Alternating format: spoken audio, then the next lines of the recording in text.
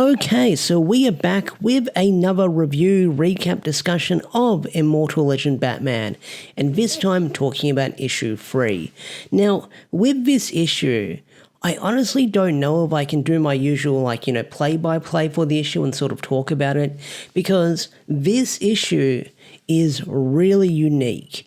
It's very different from the previous issues. So, Immortal Legend Batman issue number 3 deals with Batman facing off against the Riddler. And what makes this issue really unique as soon as you open up, you have this little question mark logo, and there's a speech bubble by saying, hey, whenever you see this logo, that means there's going to be a puzzle. It's up to you to solve the puzzle. You can read the book like you can normally do, or you can try solving the puzzle as you read along, but when you get to the end of the book, we'll have the answers for you. So this issue is very interactive with the reader, with the little Riddler clues spliced in there. And I really like that because, like I said, it makes it very interactive with the reader, and I feel like it's a very unique approach to this issue compared to the other issues that we've gotten so far that Kyle and Matt have decided to do. So with this issue, you've got Batman landing on the world called Eva, and what it looks like, it kind of looks like this giant medieval place, except it's like, city futuristic with everything going on. So Batman is there seeking knowledge and looking for one of the shadows, and of course this shadow being the Riddler. So as the issue goes on, you've sort of got Batman sort of trying to find the Riddler within this giant mansion while trying to save someone who's going to possibly explode. So like I said, Batman has to solve these riddles, and you'll have this scene where you've got these flashbacks, and the flashbacks that we get within the issue are sort of giving away the clues as well. They're sort of setting up the riddle for the reader to solve. And I really like that. That's really unique because not only is that these flashbacks are giving like insight to Bruce Wayne's past before he became Immortal Legend Batman and stuff like that, it's also being really interactive with the reader as you can learn about Bruce's backstory in this universe, but also you've got that Riddler clue going on. Now, the artwork for this issue is really freaking solid because you've got a bunch of talented people working on this issue for different sections of the book. So for like part 1 of the story, you've got Erica DeRusso working on the art, and then for pages 8 to 9, and then 12 to 13, and 16 to 17, you've got Daniel Bayliss working on it.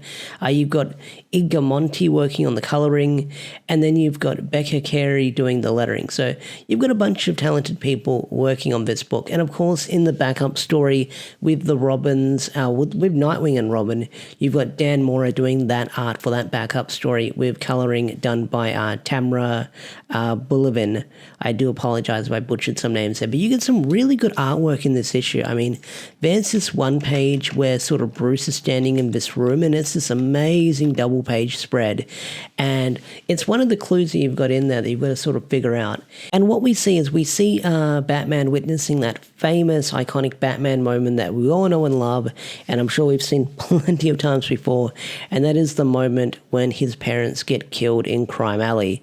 But we don't see it play out exactly, like we don't get the full backstory within it, but we do sort of see that iconic moment, the jewels coming off Martha's neck, and then both parents dying. So it's unsure who exactly did it, but I'm guessing with Batman's motivation in this universe, it was probably like a shadow. We're probably going to get like Joe Chill Shadow or something like that, I'm not entirely sure, but the double page spread we get looks really freaking amazing. But not only that, the art for this in this book, like I said, with all the different artists working on it, looks fantastic.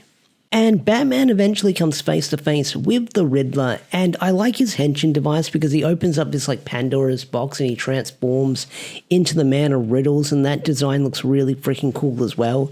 And their weapon is really freaking cool as well as this giant the classic Riddler staff, but it's like a scythe as well. It's really freaking cool because not only that, it can like shape and turn about and stuff like that. It's really freaking cool. But Batman in this series is just full of surprises because they bust out a sword and they cut down the Riddler with Howling Slash. And before the Riddler dies, he does ask Batman a question, or he asks Bruce a question by saying, "What happens to us, Bruce? We're monsters. I admit that, but we're sentient. do we have souls?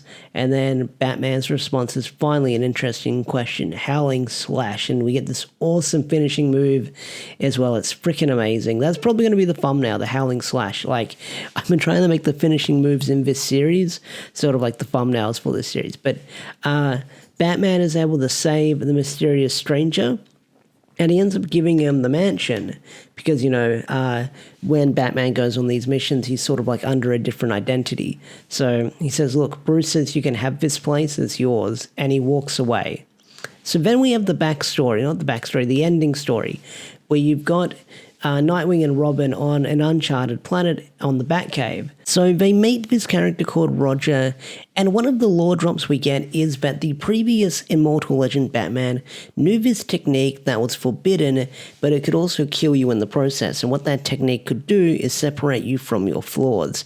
So I do wonder if that's what Bruce is seeking out within this series, like Bruce sort of views himself as a flawed person with the actions that he's doing as this sort of like Batman alter ego, so they want to separate themselves from these flaws, so that's probably what they're looking for. But you have Robin and Nightwing confronting this guy, but it ends with Roger talking to Thomas, and they say, like, we probably know where Bruce is going to go. He's most likely going to return to Gotham, which is something they've kind of teased in the solicitations for the next upcoming issues, so we'll see where that goes. But overall, like I said at the start of this issue, or start of this video, this was a really unique experience of Immortal Legend Batman, and I really enjoyed it. Like, it was different. I couldn't catch on to any of the clues when I was first reading them, so like when I got to the end, I kind of had them all broken down to me. So I do wonder if like you, the reader or the audience, sort of understood those clues as the series was going on, or as the book was going on. But anyway, guys, what did you think of Immortal Legend Batman? Tell me in the comment section down below. I'd love to hear your thoughts and opinions. And with that said, I will catch you guys later. Peace out. Take care. Bye.